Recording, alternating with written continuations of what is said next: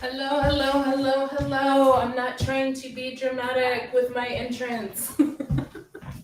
I just have been on the phone for a few hours and had to go have a little bio break, as we call it around here. Hey, Joy, lovely to see you here. I'm glad to be like in this space again live. I'm gonna actually start relatively promptly for from here on out. Um, in the interest of time and in the interest of making the recordings be concise, and being able to do and be all the places that we need to do and be. And we have kind of a lot to cover today. And I've got like a really structured idea of where we're going to go, but I'm also committed to keeping us tight to an hour. So we'll see kind of where it all goes. As always, I'm going to open our sacred space as we come together today with a blessing. And then I'll move into our first live session of November on the subject of the month, which is the medicine. All right. So, what we're talking through this entire month in the live sessions is deep healing and deep liberation for your trauma, for your thoughts, for your physical body, and for creating a radical new reality. And I've never taught on this subject. No, I've got a couple other people that I can see on Joy. I can see some stuff that you can't see because we do broadcast this on a couple of different channels, and I can see kind of the number of people that are on from all of the channels. But since you're the only one in the chat, you get VIP treatment, which you kind of always get anyway. All right, so I'm just going to dive in and we're going to open our sacred space with a blessing.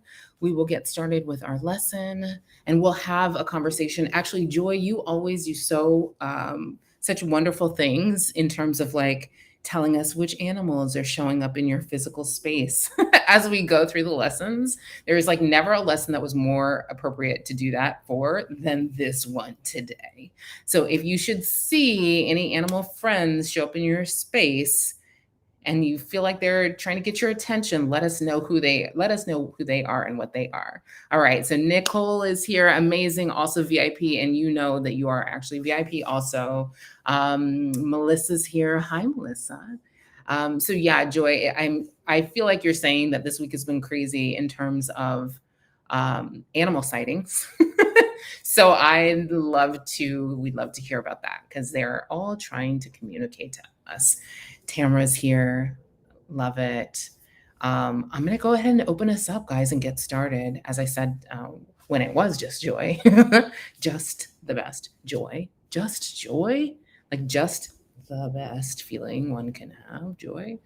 I'm going to try to keep this one tight to an hour. And I have like some structured stuff that I really want to talk to you about. And then I have some like of my own story that I may or may not make it into this. I will tell you by the end of the 6 weeks that we're doing the medicine, you will have heard a lot of the journey that I've been on in terms of my own physical body and exploring things from both Western medicine and all of the rest of medicine. All right. All right. So today, let's open our sacred space with a blessing and we probably won't. Will we do declarations today? We will do a couple of declarations. So close your eyes, take a deep breath, root in and ground down, feel support and relaxation and peace as you also feel maximum awake, maximum alive, maximum alert. And I'll let you know when you can repeat after me. We give thanks for this perfect day. We give thanks for the perfect unfolding of every single blessed being in this session or whoever hears the recording, the replay of this session. We look ahead with awe and appreciation in advance for the miracles that are following miracles and the wonders that are never ceasing in each of our lives and in this community as a collective. We open our hearts and our minds to receive every resource that is trying to flow to us and through us right now. Knowing that we are magnets for divine love, for divine intelligence, for divine health, for divine prosperity, for divine wisdom. That's what we are. These things flow to us readily and steadily easily and endlessly. We approach this time together and increasingly our whole lives with radical acceptance of who we are and radical surrender to divine order and divine timing, which are real and are always in our favor.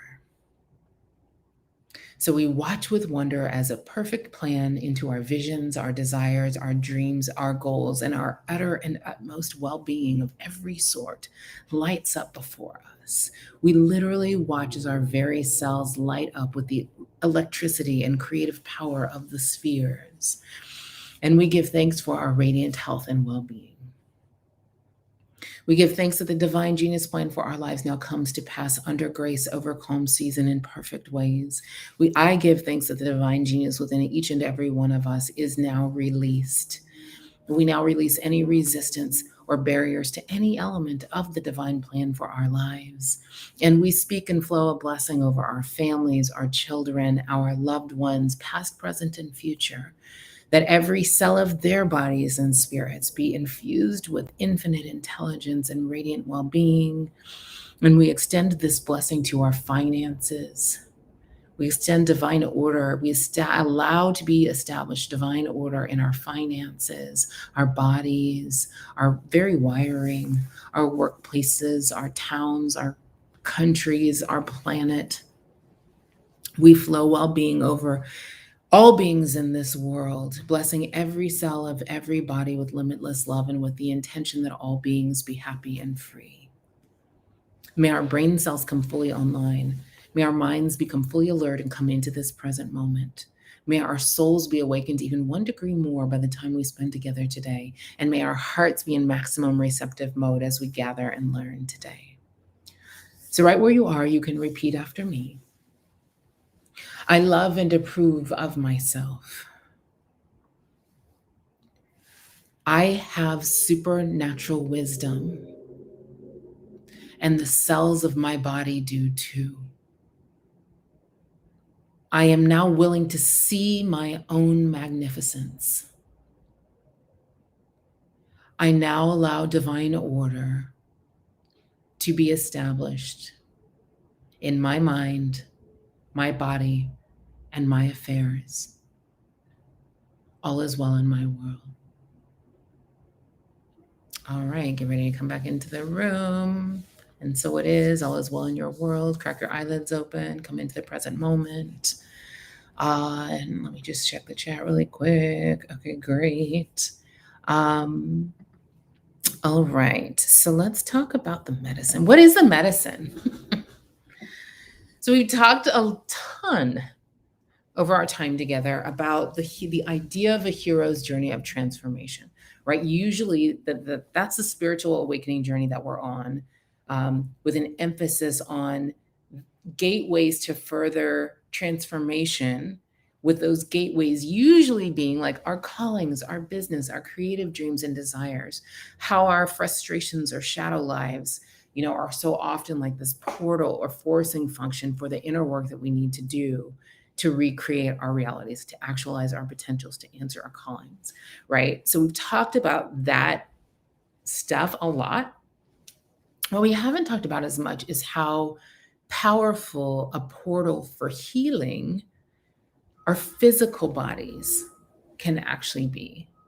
All right. So we've, literally even in illness, in injury, in physical pain, physical issues, and the desire to get skillful at caring for our physical bodies, all of those things can be equally powerful as triggers of sort of healing cycles in our lives, not just healing our bodies, but healing our souls, healing our spirits, healing our thoughts. All right. So there have been dribs and drabs of references to this in our work together. One of the upper limits that Gay Hendricks talks about all the time is like getting sick or causing injury, right? So more this idea of a self-inflicted through your thoughts, right? Causation of illness and injury. Louise Hay and Florence Scovel Shinn also both reference this idea of like your thought habits create illness and injury. And while those things can be very, very true, that point of view can often veer into a very self-judgmental place. It can often create a shadow of, performing and achieving. I have to perform in my health and well-being in order to make sure nothing bad happens. It can create a shadow of distrust of your very own body, right? The feeling, and I've seen this a lot. I saw it when I actually had my own injuries, and some of the questions that people would pose to me, like this idea that if you have an illness or an injury, that you must have done something wrong. Or you must be deep down thinking some really bad thought, right? So, what is totally true is that much of what happens within our bodies is very symbolic and wants to be interpreted as symbols by us. That's what that chart at the back of the Louise Hay book is about. Um, in ways that are like really one-to-one sometimes, right? Like if you have a bone problem, sometimes you're literally not nourishing yourself physically or spiritually at the level that is being asked of by your body and by your actual soul. Okay, but the truth is that health is much more complicated than that, and it's deeper than that, right? It is a reflection. The state of your physical body, the things that come up in your physical body, can be a reflection of these symbolic and metaphoric needs that are going unmet, the symbolic and metaphoric like disharmonies within you. It can also be reflective of just like what is in your unconscious personally, or in the unconscious of your ancestral line, or in the unconscious of humanity. It can literally be like the disconnect between the way we live in modern times and what our bodies and souls want and need. I think that's often the case with illnesses that are related to like nutritional or gastrointestinal stuff. A lot of times, like you hear people say, you don't need to supplement because you just need to eat a balanced diet. But what they don't really get is that conventional food system is creating, like, the food on the shelf doesn't even have the nutrition in it that we think it has, right? So it's just more complicated than that. It's just deeper than that. And I want to expand the conversation that we have around the health of our physical bodies to embrace the reality of healing cycles, that even if the case is that there's something in your thoughts or that something in your spiritual being that's contributing to or causing dis-ease, that illness is like actually your teacher, right? It's like doing you the great favor of calling you forth into your own greatness, of calling forth the growth that needs to happen within you. And I also want to expand the conversation to discuss the neurobiology of trauma, which I know has a very, very subtle and very long-lasting presence in your body. Okay. And I want to expand the conversation to encompass healing beyond the idea of simply just rehearsing better thoughts, right? Including the need to leverage all of the resources that are available to you, some of which will come from Western approaches and many of which will come from many other approaches, so that you can get the deep healing that you need to get on whatever the situation is. So I know in spirituality culture, when you hear people mention the word medicine, it's usually in two contexts. It's usually like very disdainful and distrustful of Western medicine, which may be accurate and well-deserved, and also not usually helpful to someone who needs to take advantage of Western medicine in that moment. And also not a good platform for getting the most out of your Western medicine relationships and resources. Like showing up in any relationship, distrustful and disdainful, is not going to get you what you want or need out of that relationship. And I think the other thing that shows up a lot in spirituality culture is the reference to the medicine. So when you hear the woo among us mention the phrase the medicine, usually they mean psychedelics. So usually they mean, plant medicines like psilocybin, which is in mushrooms, and like ayahuasca, which is more of a ceremonial, like traditional indigenous plant medicine. These medicines are actually like very, very valuable at creating um, sacred states of consciousness, and actually healing from a variety of ills, from depression, anxiety to trauma. But this month, as we talk about like what the medicine means here, is really a spiritual. We will be talking more actually about plant medicines. We will be talking about psychedelics more. I will say that. Um, but our definition of the medicine is going to be like a reference to the spiritual strategy approach to deep healing in your physical body and in your spirit, like and accessing all of the resources that are at your disposal for that, right? So this is still a part. This is not different from what we normally talk about, in that the medicine, as we think of it, will still be part of your journey into full self-actualization, part of your journey into full spiritual well-being, which includes the well-being of your physical body. But our approach to the medicine is going to be a lot about like sovereignty in your own skin and in your interactions with providers of medical services. It's about reclamation, taking control over your health. It's about intuition. I'm not going to go into it a ton today, but like I sort of just lived through a process of being like misdiagnosed actually with something that was kind of bad. And just being like, yeah, that's just like not accurate. It's just not accurate about me. And I can't tell you why I know that, but I do know that. And then like a month later, the doctor's being like, you know what? You don't actually have that. And me being like, yeah, I'm aware.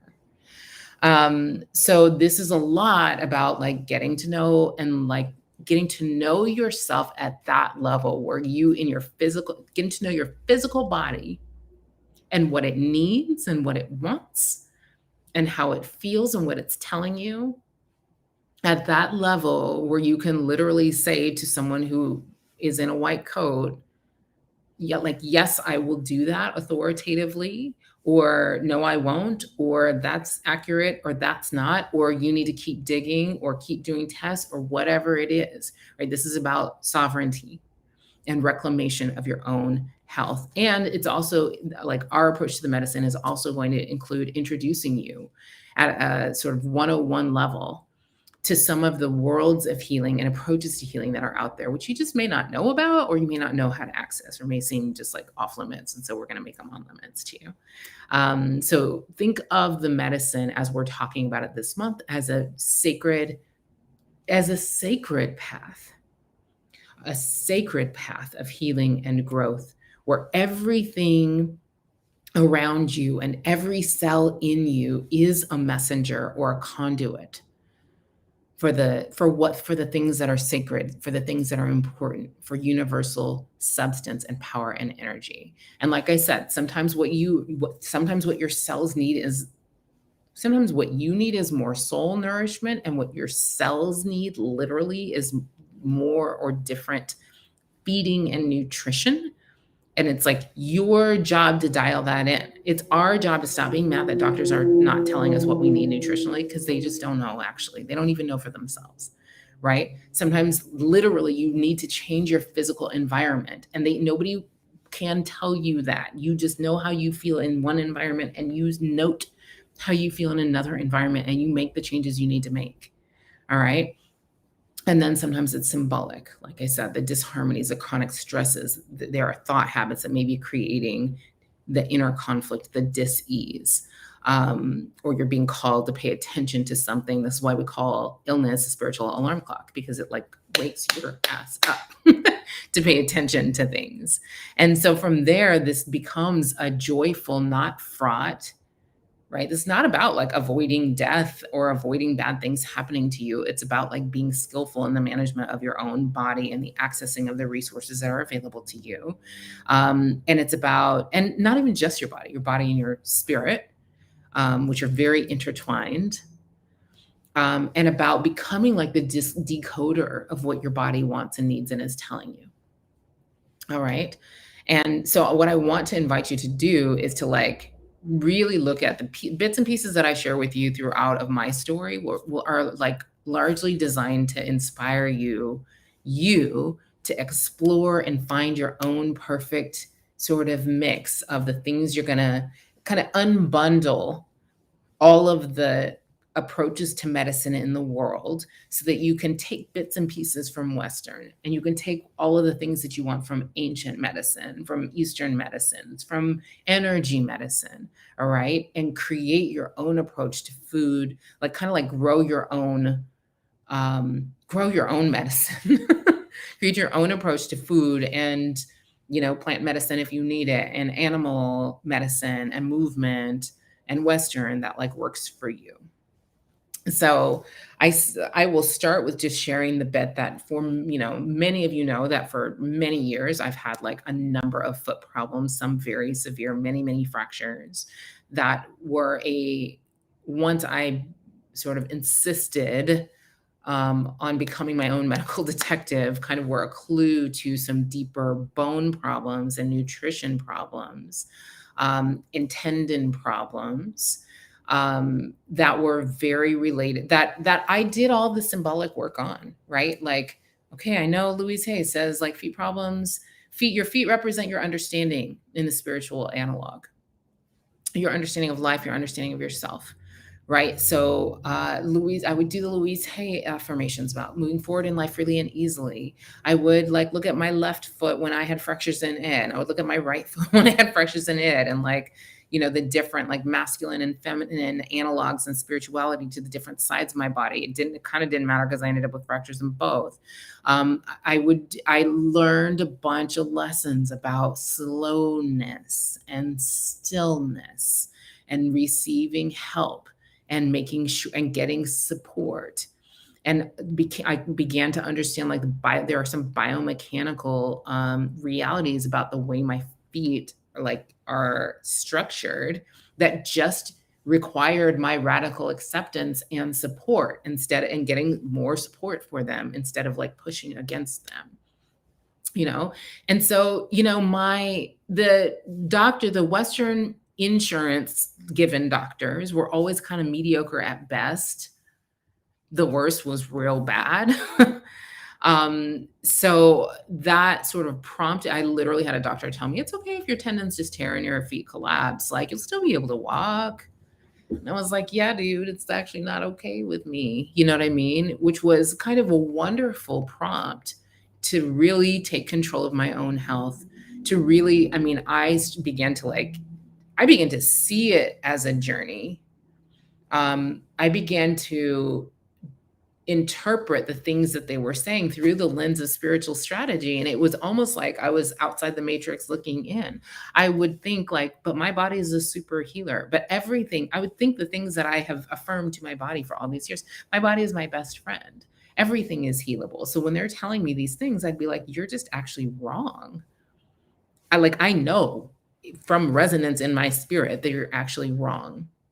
And that became a wonderful prompt to go on this journey of finding actually great, even Western medical doctors who, ultimately I walked into some rooms and had a bunch of women doctors who were like, yep, here's what we're going to do. Here's what will get your pain to zero. Here's how we'll get this back. Here's how we'll get you able to run again. Here's how, there are people out there. And I know that many of us tell ourselves a scarcity story, but it's not covered by insurance. But I have had some Wonder Women doctors do some wonderful thing for all of my body parts, actually. Private pay for like a few $100s, right? So people are out here invalidating themselves from being able to go get treatments that would actually heal over a few $100s because our culture has told us the story that like employer provided insurance is the only way we have access to healing. And so I come against that message right now. So there were always very clear, literal biological explanations for my issues, but I was always, and I invite you to always, I was always seeking the metaphoric too. I was always seeking the spiritual too. I was always trying to do the practices too. I was always listening to resonance, rejecting what didn't feel right, being open to like, hey, I may not like an answer, but that doesn't mean I will reject it. I will reject what doesn't feel like it's right in my spirit. right? And so I got to a place where I got really clear on what my objectives for my health and my body were, and recognized that a bunch of these other a bunch of the insurance doctors had a really different objective. And so my objective that I will share with you, because it's kind of the jumping off point for the medicine, my objective was radical healing and radical health. And so along the way, I became acquainted with this book written by this doctor whose name I actually don't recall, but I will find out. Um, Kelly Turner, Dr. Kelly Turner. She's also a woman doctor, and the book is called Radical Remission. So she took a look. She's like a medical doctor, but she took a look at a bunch of people who had very radical, unexplainable remissions from severe health problems, like mostly cancers. And there are a bunch of doctors out there who kind of get that, like, everything, truly everything can be healable. And science only offers insight into the how for like a little bit of it. And then there's a bunch of other stuff that people are out here doing on their own to activate their body's healing powers. And this is not in any way to say that people who don't heal from cancer are doing it wrong. The reality is we all have, like, everything born on this planet dies and has a time and a season. And so, like, death isn't even like the worst thing. Um, and also, there are many people who will have a severe health crisis that is spiritually has the purpose of being a spiritual alarm clock, a wake up call. So for them to make some changes, it's not actually their time yet. So I started to explore the work of this Dr. Kelly Scott. And I appreciated, she basically like spotted this 9 factors that she found were present in basically every person who had a radical remission. And I think they're kind of wonderful pillars for this idea of like radical healing and radical self-healing and radical well-being, just radical health when you're not even trying to heal from anything. So the elements were these, and I'll drop them into the chat after I say them. Radically changing your diet. So I'll just say like radically reclaiming control of your diet. Taking control of your health. So no longer just receiving what they give you. Following your intuition. So this became a big thing for me in my own recent process where I was like, I'm pretty sure, I was being given diagnoses and I was like, I don't have that. I just don't actually have that, guys.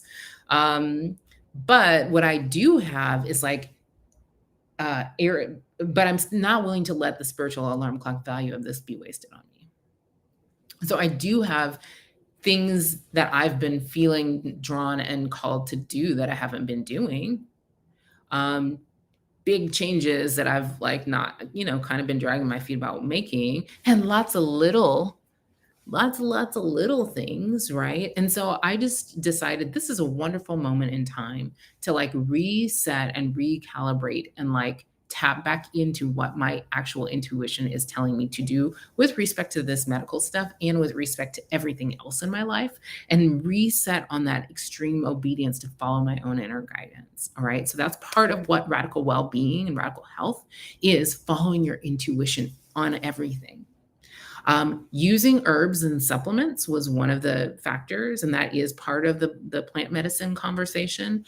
Releasing suppressed emotions, increasing positive emotions, embracing social support, deepening your spiritual connection, and having strong reasons for living. So I thought that was fascinating. Let's see if I can actually put this in the chat. I never know how to use the chat on this platform. Hang on. Here we go.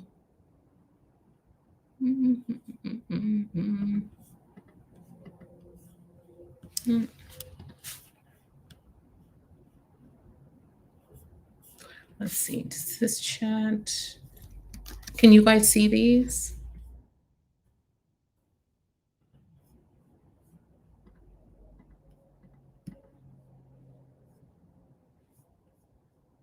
Oh, I see. Uh-huh.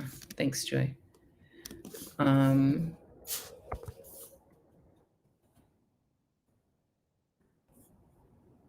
it's just the last one is having strong reasons for living. Okay, so those are the 9 factors of radical remission, but are also the 9 factors of like radical well-being in a way that it like in this way, in the medicine way, where you are in charge of your health, and you are like sovereign over your own health experience. So because let's see, do I want to go here? Um, so one thing that I think is very important to do in these conversations, because so much of the conversation about like health and well-being always refers to, well, what is proven by the data? And I'm like a fan of data. I used to run a research firm. I just don't think it's everything. Right. And so what I am is a metaphysician in the vein of Louise Hay and Florence Scovel Shinn.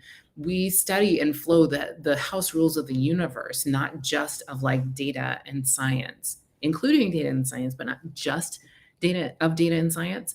And so you kind of have to take this journey, you basically have to promote yourself. You have to promote yourself to a place of equality in authority, and not necessarily in knowledge, but in authority over your well-being to the doctors and white coats. All right. And you got to have some kind of a basis in like, what's your objective? What are your rules? What is your point of view on how health in your body and the world actually works? And if you can do that, you can let any sort of, whether it's illness or injury or dis-ease or diagnosis or ache or pain, or simply like calling to take better care of your body, your physical apparatus, you can let that journey, you can decide, I guess, that journey is going to be a journey of healing for you, healing in your body, healing in your cells, healing in your soul.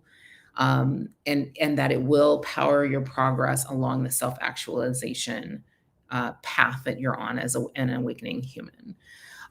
So I kind of, over the years, and specifically in this last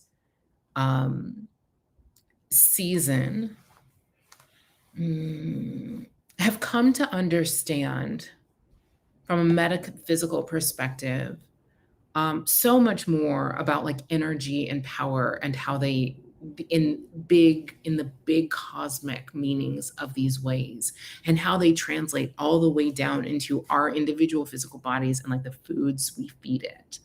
All right, so like in a super high level way, people often feel weak. They often feel weak. They often feel lack of energy or lack of direction or lack of certainty or lack of control or power. This is what the Buddha said when he said like the most basic reality of humanity, of human experience, is suffering. And people in a very basic way will want and need energy to feel good. Okay. People need energy to feel good, and people often do not have that energy. Fortunately for us, as we know and have learned, there is a very pure and limitless source of energy that is always available to us all. That feels like physical energy, right? Like actual energy to be, do, have, create. And it doesn't come from sleep, and it doesn't come from, sports drinks.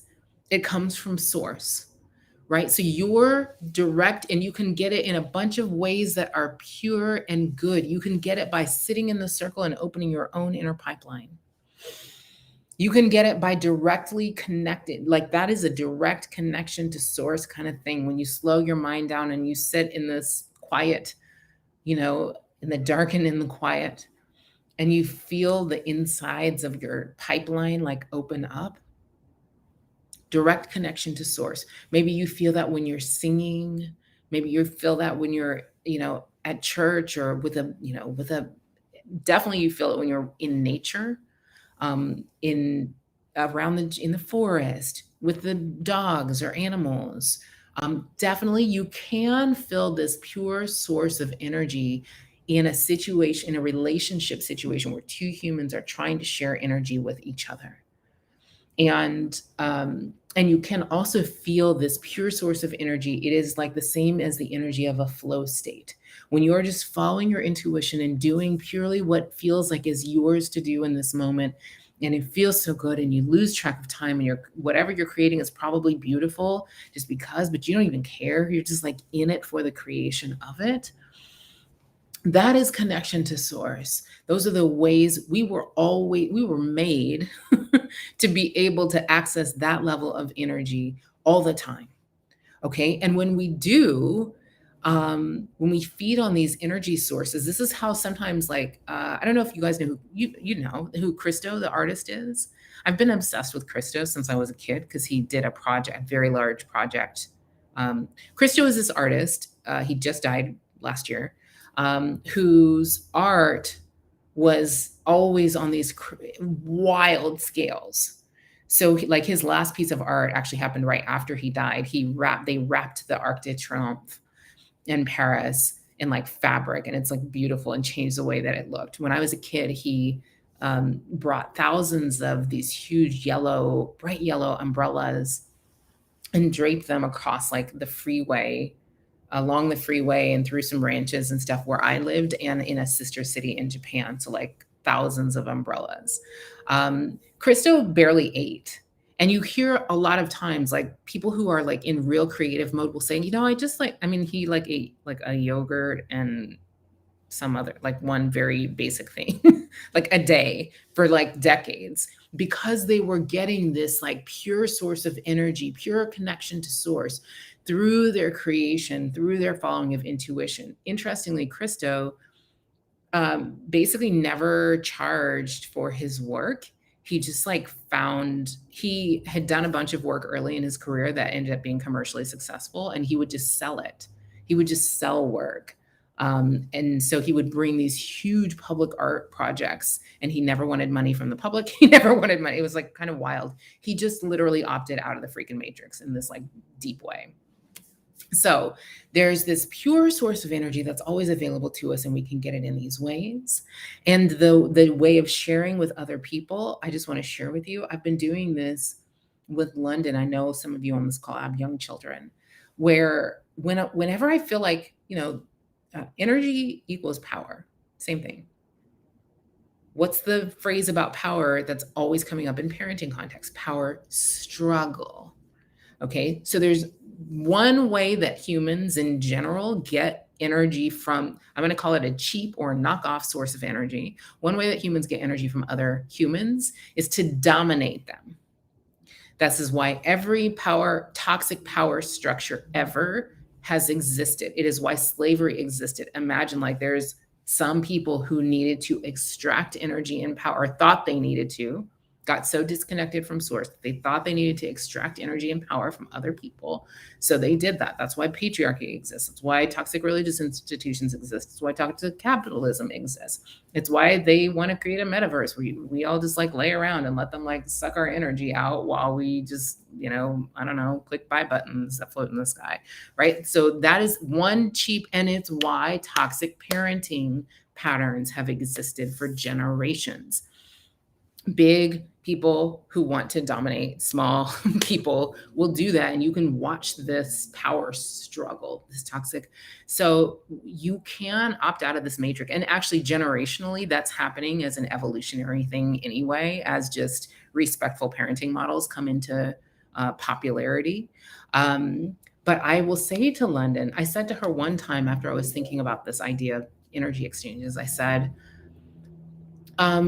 let's share energy. I didn't tell her what that meant. I just said, let's share energy. And she like kind of got it. She like nodded her little head, and we touched foreheads. And we'll do that now, like kind of a line. She said it to me today. She said, let's share energy. And we do it. And it's kind of like in that moment, I'm like trying to send and flow energy to her. And she's kind of doing it back to me.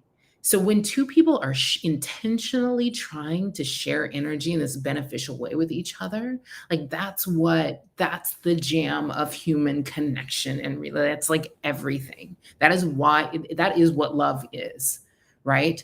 Um, and it's almost just like Abraham says something about how love for another person is really just us connecting to source energy, and then like using this person as an excuse to do that.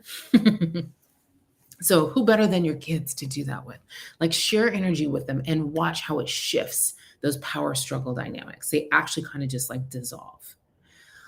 So there's a pure source of energy that's always available to us, but there are many, many cheap and knockoff sources of fake energy that are also available to us. That is like achievement, validation, domination, extraction, and kind of like calories. So it's truly the case that food and like gasoline and these things, electricity, these things are like a very tangible version of power and energy. Okay. And so there's uh this is why when we feel our weakest or our least certain or most struggly, it's tempting to want to just consume calories, but it's rare that you want to consume the high quality calories in those moments. It's rare that you want to consume like binge, like emotionally eat a kale salad or some butternut squash, although respect if that's kind of, you can train yourself to want those things in those moments, but it tends to be that we try to consume the low, the cheapest of the cheap sources of energies in those moments, the bingey things, the empty calorie things, the salty, like carby, just crunchy things. And so when you are feeding your energy mostly on the cheap sources, when you're feeding your spirit and your body mostly on like cheap versions of calories or mostly on cheap versions of energy, or when trauma programs or fear programs or disharmony programs block you from receiving the full spiritual energy that's available to you, that is when dis-ease results in your physical body and in your spirit. Okay, so your body will literally begin to make, your body kind of makes, if you want to learn more about this, Dr. Joe Dispenza talks about this stuff really eloquently in much more detail than I will. Your body's job is to make new proteins. Okay. And what happens when you're feeding your body like the cheap energy, or feeding even your spirit the cheap energy, is that your body begins kind of making these like kind of slightly broken, cheap versions of the proteins and of the cells that it needs to make. And that's what creates dis-ease. That is like not, yes, that creates cancers, but also just creates aging, where the things that our culture thinks are normal in aging also creates like the breakdown of connective tissues. And because our thoughts and our energies and our trauma that's in our cells that you may not have as obvious control over, creates the framework,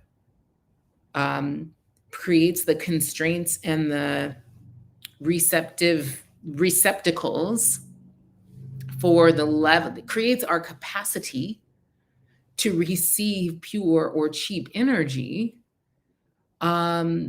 So much of our ability, so much of our aging, so much of our connective tissue breakdown, so much of disease is actually able to be influenced by our thoughts and our minds and the resulting ways that impacts what we put into our bodies, what we put around our bodies, where we put our bodies, what chemicals we're exposed to, all of that. So in this way, we can actually have like a great impact on our own health and well-being. And it's helpful to have the point of view. It has been helpful to me to have the point of view that both the spiritual world and this physical world, in both the physical and spiritual world, so much of what is happening that impacts your body and your well-being is based on programs. All right. There are just all these programs running. Your cellular well-being is a program. You don't have to make that happen. You don't have to make your lungs breathe air. You don't have to write the program that says, I get thirsty when I need more hydration, and then I start looking for water. That just happens, right? Your body is a super healer. That is a program that's already in you. And fear is a program too, but it's just a program, which means you can note it and spot it. Trauma is also a program. Trauma is a program that operates in both the spiritual plane and in the physical plane. And it's probably the most challenging fear program, because trauma is like a story that is being told in your cells that says that may happen again, that may happen again, this danger may happen again, which is why after following trauma for decades, often in your neurobiology, not just in the thoughts you think that you can control, your nervous system may remain in like a state of arousal or state of hyperarousal, a state of hyper preparation for danger. And what I think I have learned fresh in the last couple years that I know is someone's to hear today is that trauma is often, especially chronic trauma, especially like childhood trauma, may be more present in your body than it even is in your mind. Okay, so like that's why flashbacks happen. That's why you can get triggered. That's why you can do decades of talk therapy. That's why you can do all the declarations in the world, all the practices in the world. That's why you can do so much meditation, so much, all of these things, and still have an event happen in your life that stirs that back up, because it's the memory is in your cells. For years, my best friend has had this intense like dental. She has to have dental surgery. I feel like every time she goes to the dentist, she's had infections. She's had all this thing from teeth grinding. And she's always identified as depressive, but she's never identified as post-traumatic. And when I started to talk with her about it, she was like, but I don't remember having a trauma. And I'm like, right, because your cognitive mind may or may not actually remember trauma. But like, here is a list of PTSD physical symptoms. Like, she was like, well, damn. Right. And so now is like doing the work on that. And I'm watching her lose 40 pounds. I'm watching like her whole freaking like countenance shift as she's beginning to do the work. And the work on trauma is not always talking about trauma. The work on trauma is often about moving it through your body. It's often somatic work. It's often like the work that they do at the Strozzi Institute, Strozzi, I think is how you spell it, which is where Victoria Castle is certified as an embodiment. Actually, many of the folks who I know who do very important like embodiment and somatic release kind of work for their trauma are certified through the Strozzi Institute, which I find to be fascinating. So a lot of times the work that you need to do to release trauma from your body may not be talking about it. It may be talking about it. It may be finding some insight about it, but it may not be. And it may be, and so that's actually, am I going to put a pin in that yet? If you're reading the book of the month, which is the Don Jose Ruiz book, I don't have it right handy, I guess. It's called The Medicine Bag.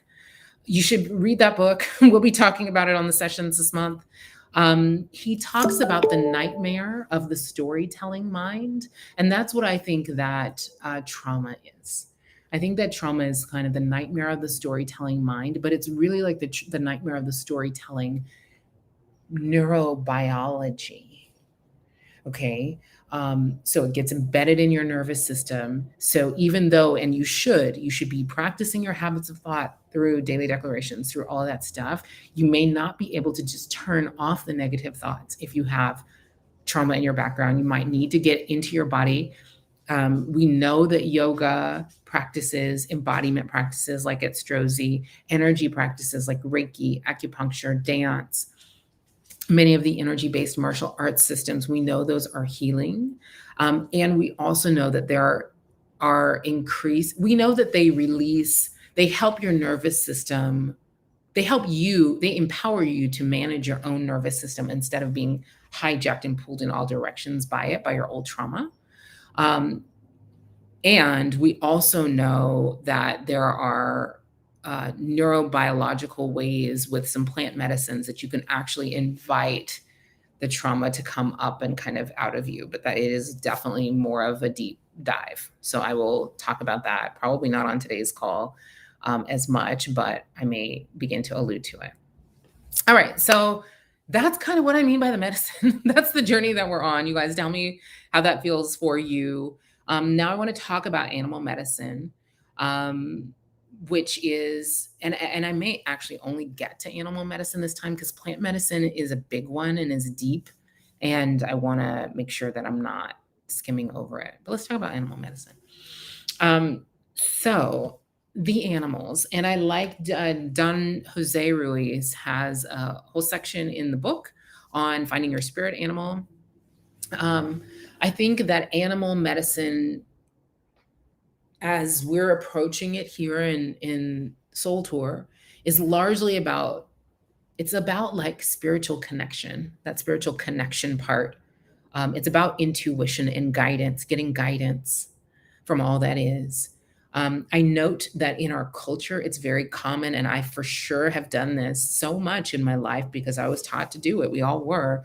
So often we have like our approved list of animals and the animals we call pests. I think it's one of the shadows of humanity, because the animals are actually pretty much always minding their own damn business, enslaved by humanity in the toxic food system, B, but also like they're often trying to be symbolic. They are often available to source to be our symbolic and metaphoric messengers. And so healing our relationship with animals, and I think it needs healing, involves tuning in, getting conscious, no longer pushing them away or like thinking of them as pests. Understanding even, and honestly, this work will make you veer vegetarian. I'm not saying you got to be vegetarian. I'm not vegetarian. I do eat. I think the more I have come to understand animals, the energy exchanges that I was talking to you about earlier, the more I've come to understand the food system, the more I've come to understand animals as my symbolic messengers of God, which hey, listen, it's all humans making stories. That's what all of this is, to be very clear. Like the deer is not out there being like, I got a message to give to you. But like, that doesn't mean we can't benefit from like interpretation, it doesn't mean we can't answer the spiritual alarm clock. The spiritual alarm clock may not know it's an alarm clock. Okay. But I will say, I think I probably eat 10% the amount of meat that I ate 2 years ago. Naturally, without like trying to make that happen. And when I do eat meat or consume animal products, I'm very conscious about that exchange. I'm conscious about where I source my meat. I don't want to be participating in this like nonsense food system. I am conscious about like giving thanks for the like life force and the power that's being delivered into my body. So I make it very sacred and almost ritualistic, which I'm sure is what like the indigenous people did, which is important, not because like indigenous is a keyword right now. It's important because there are all these wisdoms that are like in sync with nature and the divine, that about how the world works and how to engage with it and interact with it in ways that are beneficial to all, that like our culture has super rejected. And so we don't know. Right. So that's why I think often it's really helpful to read a book like The Medicine Bag or many of the others on plant and animal medicine that are written by or inspired from indigenous traditions, because billions of people throughout time have like figured out how to very much thrive using these tools. So we talk sometimes about spirit animals. We talk sometimes about animal medicine. Some traditions, and those are sort of spirit animal, think of as like an animal that has a symbolic to which you have a symbolic ongoing relationship. It might even be lifelong. It definitely could be seasonal. For seasons of your life, there are different sort of spirit animals. Um, Animal medicine, I think of as sort of the gift of transformational insight, the gift of a lesson, the gift of a message that we can receive for where we're at in our journey right now by consciously observing and studying the animals that we see or connect with at any given moment. So I tend personally to have many, many, many more experiences of animal medicine than of like a one ongoing lasting spirit animal. But like, hey, we get to decide what's sacred and meaningful to us. So you get to choose. And you can have both. In some traditions, you hear more talk about like the animal has chosen you. This is like a cosmic thing. And in other traditions, like the Toltec in the book, you kind of get to choose your own spirit animals based on what's resonant for you. So I think like, don't let it be that there's a right or wrong way. You can have a spirit animal, you can have animal medicine, you can have both. You can, be inspired by individual sightings. I told my friend who's a tattoo artist recently, gosh, if I got a tattoo of every animal I felt like had delivered a powerful spiritual message to me, I'd be a tatted up chick, because it'd be like possums and bats and herons and so many blue jays, and you know what I mean? There would be like so many things. But there'd be a zebra, but I pay attention. And so that's how to get your messages, is to pay attention. And how you can work with animal medicine is you may just like identify with certain animals. Like I know Haley, I don't think she's on the call right now, but Haley has a sloth tattoo on her arm, and it's just like her thing. So you can just identify with certain animals. You may just like have animal sightings like I do all the time, or you may do it intentionally. Like you can actually go out into nature and sit and observe and wait and watch and see what animals come. But the practices of getting the medicine out of your animal medicine sightings, you have to know that it's about symbolism. So you have to be reflective. Let me say this: every animal that you encounter is trying to deliver you the gift of hyperpresence, of being present in this moment, without telling stories about present, past, future. Every animal sighting or encounter you should take the opportunity to get that lesson, that animal medicine. Always hyper present, no storytelling. That's the gift of animals. Beyond that, sometimes, so I've had 2 possum encounters in my home, not even the same home, 25 years apart. We all know possums are known for playing dead. Okay. So there's some meaning. We know dogs are known for being loyal.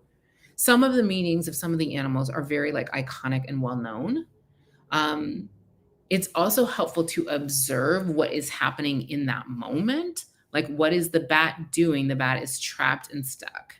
What is the heron doing right now? What are the birds doing? They're dive bombing you. What are the bees doing? Like, you can actually observe some of what's happening in that moment with the animals and distill symbolism or meaning from that.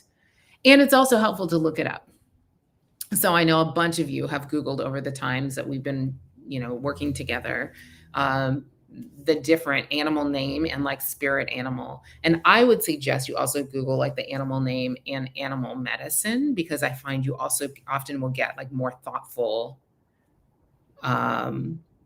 detailed, understanding of the symbolism that ancient cultures or older cultures assign to different animals from that. And then I would encourage you to take it one step further, especially if you have repeated sighting of the same kind of animal, and learn about the animal. And it's learn the sciencey stuff about the animal. So I have bees all over me all the time. I've literally never been stung by a bee, and I've never been scared of bees. So they just will literally hover around me and I'm not bothered by it, although other people really are. And so at some point I was like, I should understand about bees. And I started to read about their, hive dynamics and realized it's basically what we talk about all the time as the collective unconscious, like there are archetypes in bee culture. So it was like so relevant to like my worldview as a person who identifies as a metaphysician that I was like, maybe this is why bees are around all the time, you know? So let me just check the chat really quick because I'm going to hop off here pretty soon.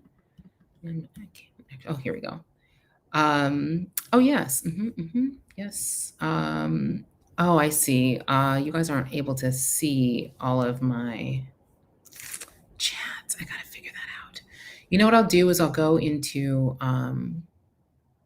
maybe I'll go into the members only page on Facebook and drop the 9 elements. You can Google it though. If you Google radical remission and factors, there'll be like a long list of the factors. Oh, so Joy is saying her daughter has a warthog on her bicep. Interesting. And yes, like I think that's another great observation. It's like, what's the timing? What else is happening in your life, in your journey when you see these things? So I'm gonna, and what might they be trying to communicate to you in that moment, right? So let me see if I can find in the highlights email for this month, I shared with you about a few animal sightings that I had like really rapidly. One was grasshopper. And so I looked up grasshopper medicine and it said grasshopper medicine illustrates the idea of travel through time, space, dimensions, and arriving at the point of success, even though you may not know where your next decision will take you. It represents astral travel, new leaps forward, leaps of faith, leaping over obstacles. The power of sound and song is one of grasshopper's medicine. It's a Chinese symbol of good luck and abundance. Listening to your inner voice and responding to it, trusting your own instinct when to make leaps. Lennon then started to sing the Itsy Bitsy Spider, and I typed spider medicine, and it says the spider is goddess of matrix of life, binding all destinies together, connecting the past and the future, representing creativity, the pattern of life, and the web. Then I saw these crows where she was sitting. These crows were on this window behind her, and they looked like they were just sitting on top of her head. And I typed in crow medicine, and it said represents light, dark, shadow, all is well. There is no problem on earth, only contrast. The crow animal is a gateway between light and dark and the freedom to go in either direction. A witness to all explorations, holds extreme paradoxes, right? So like, and then right at that time, I was like reading about the crow. Oh, it says everyone gets to sculpt and create as they see fit. And then Lennon started singing. She had originally been singing Itsy Bitsy Spider. Then she started singing, row, row, row your boat gently down the stream. Merrily, merrily, merrily, merrily, life is but a dream. And I was like, girl, life is but a dream. And it felt that way in that moment with all these like animal references and actual animals like in our space communicating these like beautiful things or just asking us. Crow medicine is the black void of neutrality. Dr. Joe Dispenza would call it what does he say? The quantum field of possibilities, but like the eternal, immense blackness of all that's possible, that holds all the choices and all the things that could, be your realities. So that's how to work with the gift of animal medicine. That's what we're talking about with the medicine. That's the sovereignty. That's the path. That's the journey. That's how trauma plays in. That's how energy plays in. Next time I will make sure that we cover plant medicine in a deep way, because it's actually kind of a deep thing. And I want us to have time for it. And I am going to end us at exactly 1 hour. I'm trying to get disciplined about that. All right, guys, I love you. I will See you. I think we have 2 more live sessions in this next sort of month's time, and I know it gets, a little wonky with the holidays, and that's okay. We're just gonna be here anyway. All right. I love you guys. I will see you soon. Keep your head up and your heart out.